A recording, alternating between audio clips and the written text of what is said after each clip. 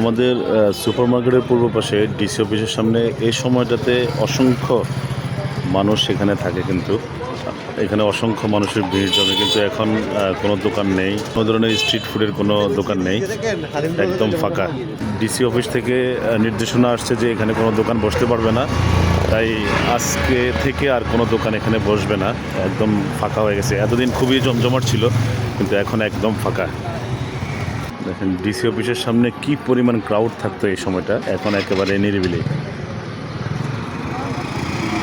একদম ফুচকা দোকান সহ উঠিয়ে দেওয়া হয়েছে আজকে।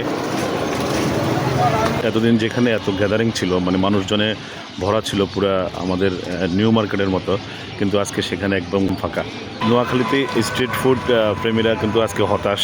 মানুষজন আসছে, কিন্তু তারা দোকানগুলো না দেখে আবার রিটার্ন চলে যাচ্ছে। যারা আজকে আসেন নাই বা ভবিষ্যতে আসবেন চিন্তা করছেন, তাদের উদ্দেশ্যে ভিডিওটি শেয়ার করে দেবেন।